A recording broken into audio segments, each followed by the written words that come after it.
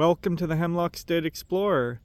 This beautiful view before you is the Susquehanna River, just south of the Holtwood Dam. We're on the York County side, and we're starting out at Cold Cabin Park. There's a boat launch here, and today we'll be exploring the Muddy Creek tributary to the Susquehanna River.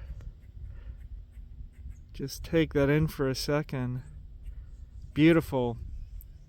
So the trail starts here at Cold Cabin Park. It's just a small park, walking up the boat ramp, and we'll head north on the York side of the river along a gravel road for a bit until we hit the Muddy Creek tributary, and we'll have some elevation and hopefully see a beautiful waterfall and a gorge.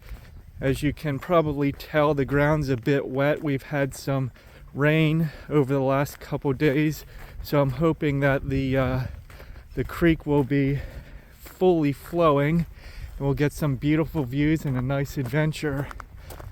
All right, well, stick with us and we're gonna have a great time. After about 9/10 of a mile, the trail departs from the gravel road up the side of the hill. And as is indicated by the light blue blazes, this is actually a segment of the Mason-Dixon Trail, which, Lord willing, we'll get to in a future episode. But here we go, up that side of the hill, and this is where the real fun begins. Although for the last 9/10 of the mile, we've enjoyed the beautiful, majestic views of the Susquehanna, which is wide and slow at this point, and we've seen some nice cliffs on the other side. So the walk up the gravel road is to be enjoyed as well. But here we go. And panning to the right, you see Muddy Creek in front of you, and it flows into the Susquehanna, which you can just barely see through the trees behind us. After a vigorous but short ascent of about a half a mile, the trail levels out at the top of the ravine above Muddy Creek, and you can see off in the distance, let me zoom in, there's the Susquehanna from where we just came, and the gorge is down below us. Can't see Muddy Creek from here. We were following it for a bit, but diverged from it. And here you can see the side of the ravine, and turning south there are farm fields up ahead on the plateau. It's beautiful, it's peaceful. Actually a tree stand right here. Just to our right there was a deer hanging out and fled down the ravine. But this is one of the things I really like about hiking along the Susquehanna. Although you don't go too far inland away from the water on account of private property, it's just littered with ravines, nooks tucked away that are fun to explore, things you wouldn't really ever know were here unless you got out there for yourself and discovered them. All right, we'll continue back to the trail.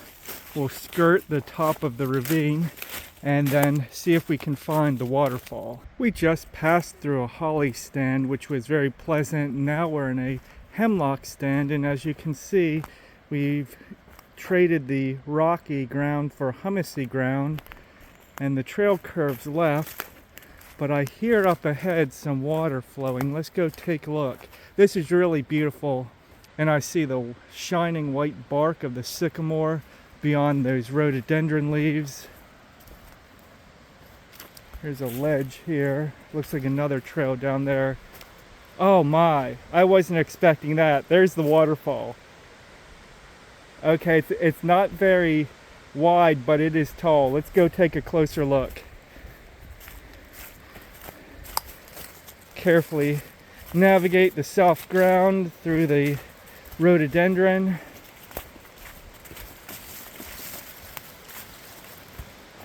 Whoa, okay. This is beautiful. Oh, I wish you were here. Words, even the photos, the pictures, the videos don't do it justice.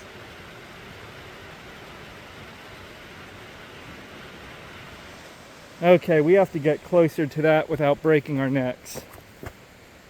I really like that rock outcropping. Okay, it's a little slick from the recent rains. We're going to make use of these roots.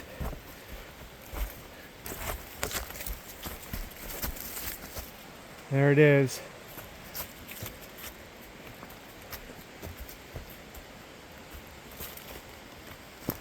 Yeah, this would be a bit easier to navigate if it weren't so wet. There is a clear trail, so we shouldn't have a problem. Just avoiding the mossy spots, the wet rocks. Just take a moment to appreciate this rock outcropping. Very cool. Okay, back on task.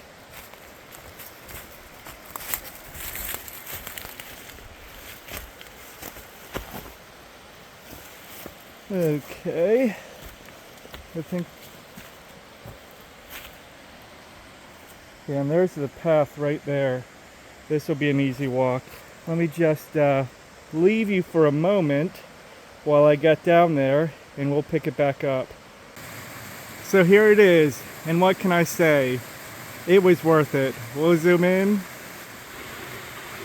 Look at that. I've not seen one like that before, where the water, it just flows down the side of the rock and then curves and hits and spouts up, and it looks like it's carved out a little cylindrical, almost shell-like shape. We go up, the water tumbling down the side of the ravine.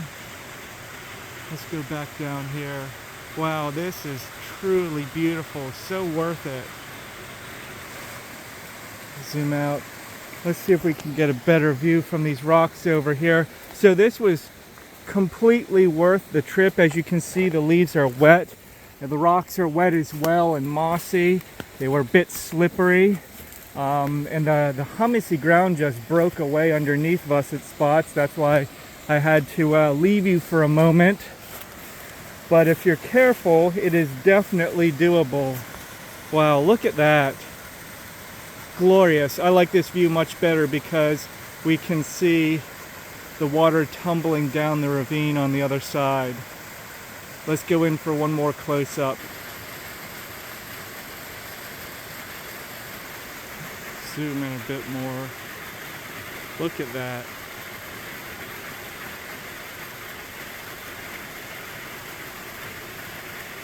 Beautiful. And we have a gorge over here to our right, and then panning around to our left, we have that. Let's go down along the water a bit closer.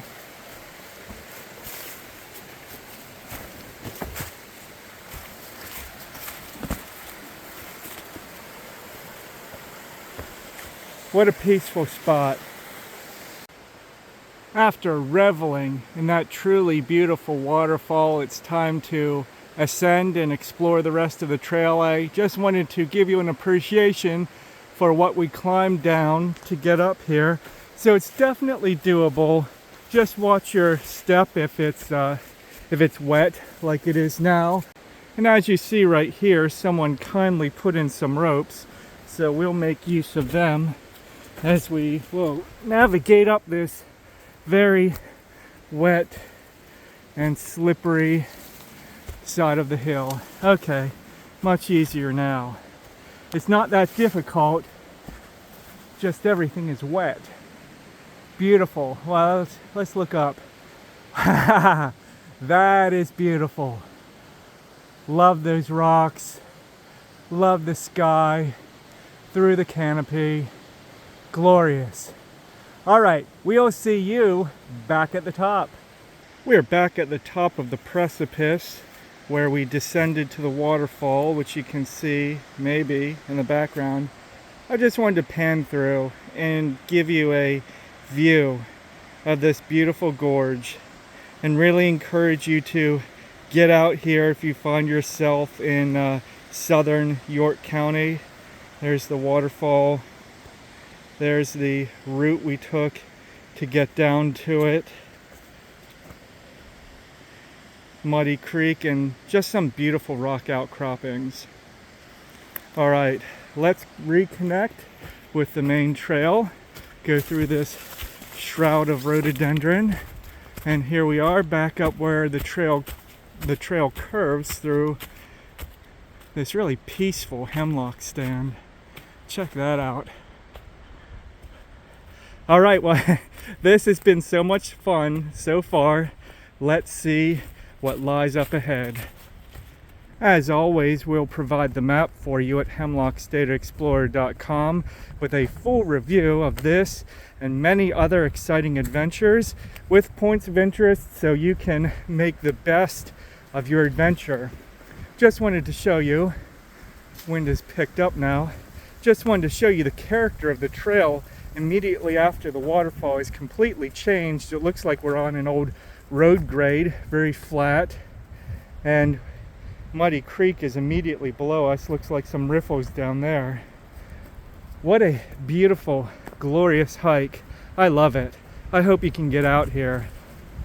I'm really loving this trail. Did I say that before?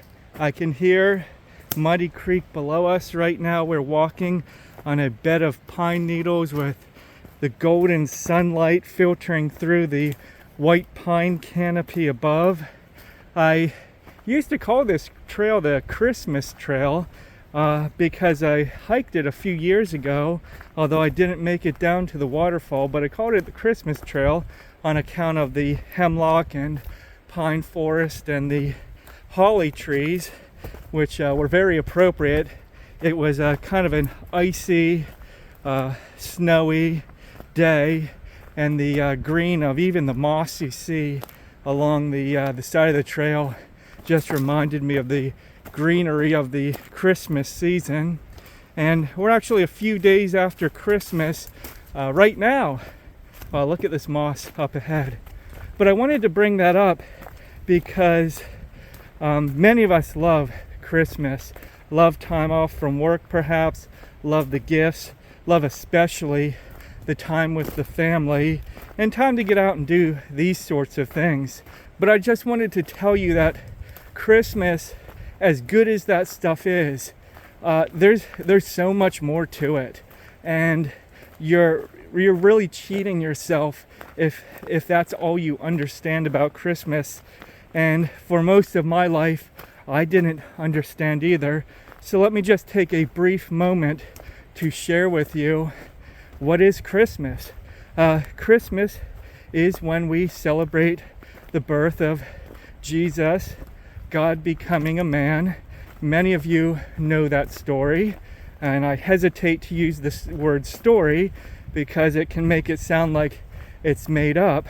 But Christmas is, or rather the birth of this man, Jesus of Nazareth, was a real historical event.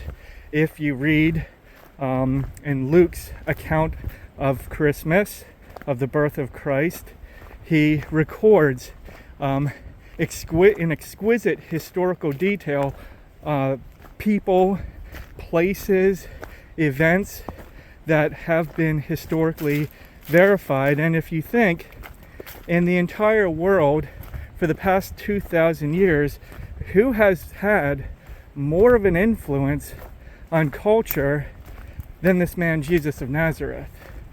In fact, if you doubt that, I would simply ask you, what year is it? Well, we're closing up 2024, and I would say approximately, we don't know the exact date, but 2024 years after what? So anyway, the real meaning behind Christmas is that God has created each one of us in his image to know him, and he has given us an intrinsic understanding of right and wrong. And we, by choice, fail to live up to that standard. In a lot of ways, Christmas, you can say, is about guilt. not in feeling guilty trying to compete with the Joneses having the nicest holiday lights, but guilt in the sense that we all throughout our lives struggle with this haunting guilt, this unsettled conscience. And the reason for that is because we are indeed actually guilty. We all do things that we know are wrong, and we all have this fear of death and what comes after that. And it's logical and rational that there will be an accounting for this guilt. So the real meaning behind Christmas, as God had revealed for centuries before in the scriptures, that he himself, who, because he is a morally perfect being, demands moral perfection, a perfection that none of us, especially myself, can't attain, is that God, because of his great love for us and his desire to rescue us, he came to become one of us. The infinite, incomprehensible, transcendent, eternal creator God added to himself a human nature like ours. And in every point where we failed, he succeeded. He, as the God-man, lived the perfect life as our substitute.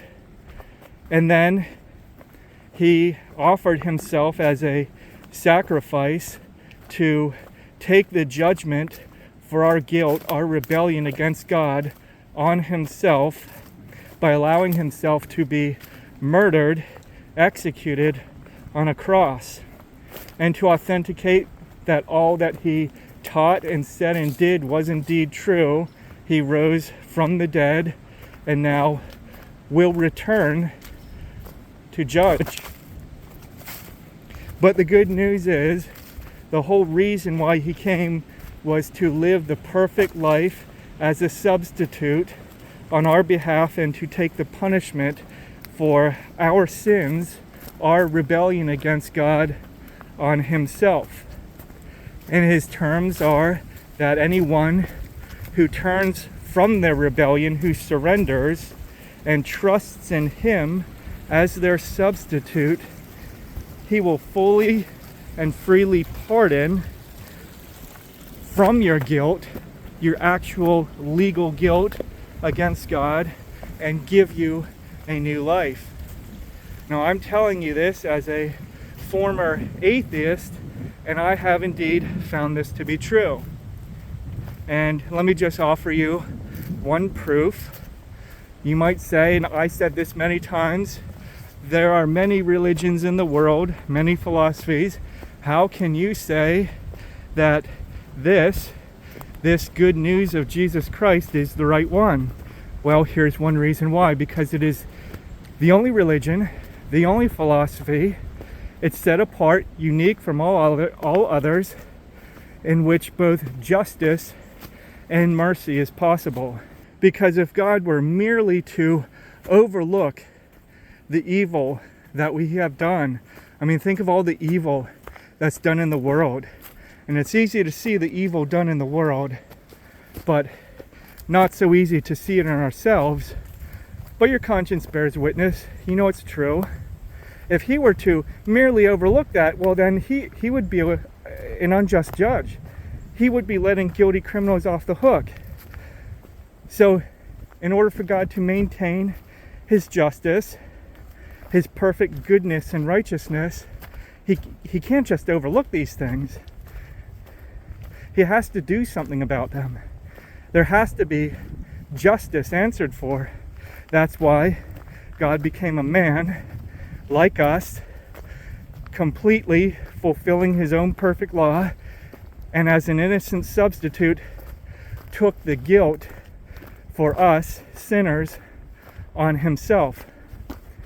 So God's justice, God can forgive, he can freely pardon, he can declare not guilty to people like you and I, while still maintaining his justice, because he was our substitute, taking the payment for justice upon himself. And therefore, he can freely pardon us while still maintaining his perfect standard. So that's the message of Jesus Christ, a message completely, totally unique from every religion and philosophy in the world. And in fact, it is the only religion or philosophy or worldview that says there is absolutely nothing you can do to be reconciled to God. But in fact, because of his great love, God has done all the work himself to pardon, to make atonement for you and I who rebel against him. We're the guilty party, yet he comes and pays for our guilt. And if you trust Jesus, if you turn from your rebellion, he will freely welcome you and give you eternal life. You can find a logical discussion of this point in the Bible in the book of Romans, chapter 3, verses 23 through 26. I would strongly encourage you to read that passage. If you have any questions about this, any disputes, any conversation you want to have about it, I would love to talk to you. And you can reach out to me at hemlockstateexplorer.com. And I just have to say one more thing about these beautiful truths I've been sharing with you. What really conquered me, I grew up not knowing these things, not believing these things. I mocked at religion, really because I just wanted to live my own way and didn't want anybody telling me otherwise. But what really conquered me was when I understood this kind of love, that God would be my innocent substitute, living the perfect life on my behalf and taking the punishment for my sin on himself because of his love for me. It really was the love of Christ that conquered me. And why did God do all that? Well, because his grand design, his ultimate plan is to give us the best thing, which is himself. And as we're about to enter this beautiful rhododendron stand, man, I look at it, I perceive it, and it's beautiful. It creates in me a sense of joy. Well, the origin of beauty and all good things is God himself. And because of his incomprehensible love, he desires to give us so much more than the things, but he gives us the source of those things, which is himself. So the whole plan is that God gives himself, he sacrifices himself for people who are unworthy so that he can give himself to them, that we would enjoy him as the source and the fountain of all goodness forever.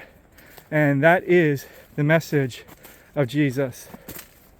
We're passing through some beautiful forest and about to cross the shimmering tributary to Muddy Creek that you see below.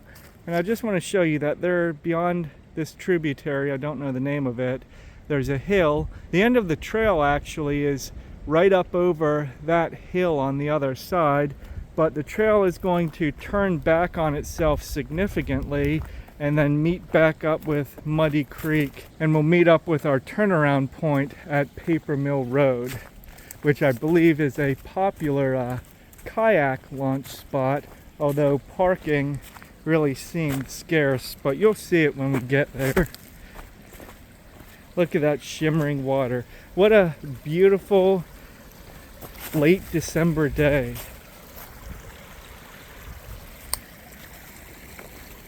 There it is.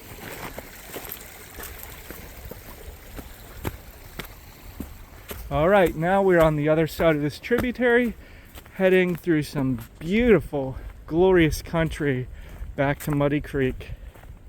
The trail doubled back on the other side of the tributary to Muddy Creek, as you saw previously, and comes to this sharp curve and to a point. Looks like some old metal equipment here, Let's go out and see what's on this point. Jagged rocks sticking up. I hear the water below. Hoping for a nice view.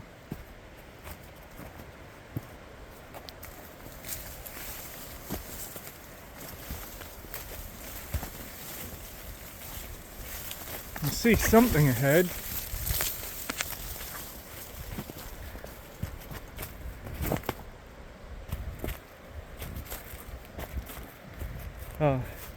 Some calm water to our left. Doesn't look like the trail goes anywhere there, although I hear the water. So some rough water to our right, calm water to our left. And I think the muddy creek forms a turn right here, but we can't see it on account of the thick rhododendron.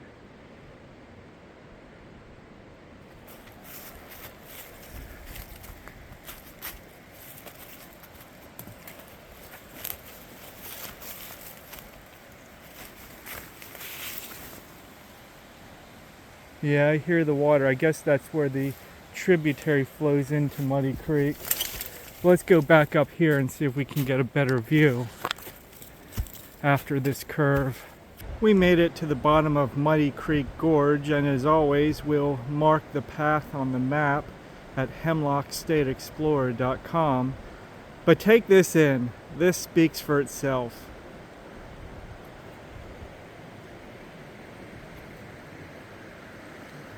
Love the rocky cliffs. Pan upstream.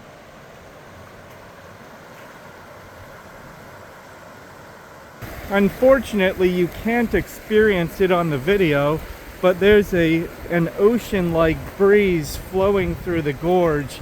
It's so refreshing. It feels wonderful with these big rocks and these riffles. What a peaceful, beautiful place.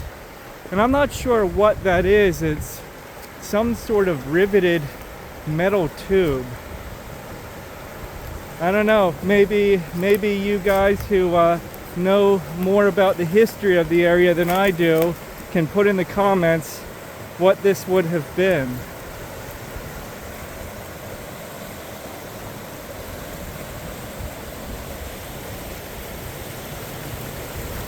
I just love the sound of that water. Just upstream of where we went down to the water, there's another path, and there's a pothole right in that rock, and I really hear the water moving. So of course we can't pass this by. Let's go check it out.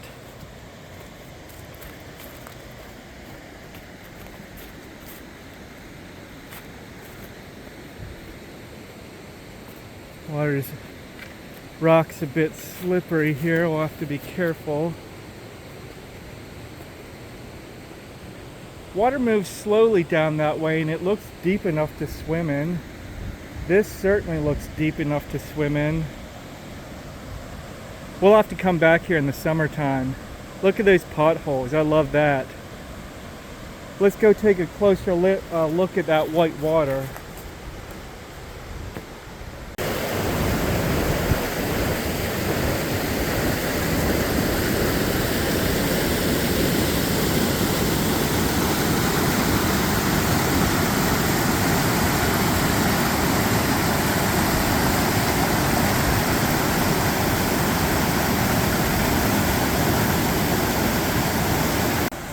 What an amazing trail. This is the gift that just keeps on giving. A small waterfall in a pool-like area. Navigating around that larger rock outcropping. Beautiful. I'm so glad we came here today.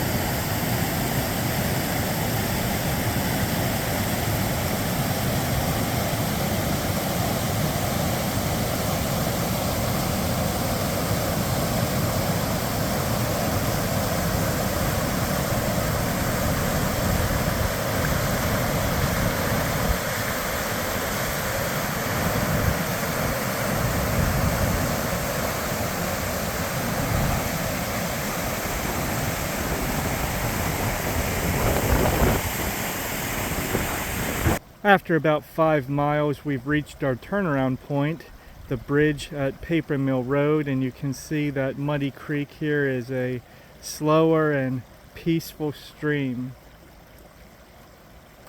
After taking that in, we'll turn around and see what the adventure looks like from the other direction.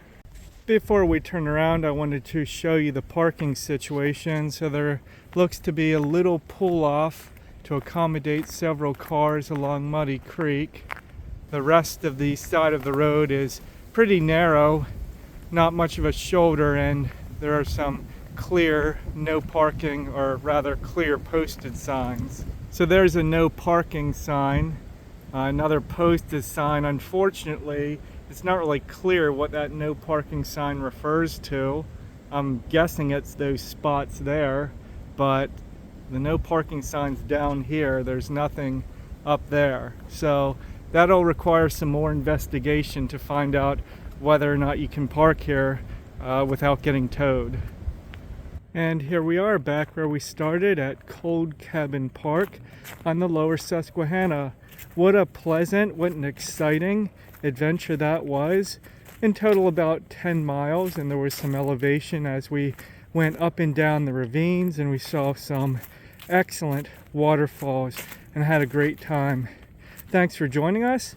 Please like, subscribe, and share, and check out all of our adventures at hemlockstateexplorer.com.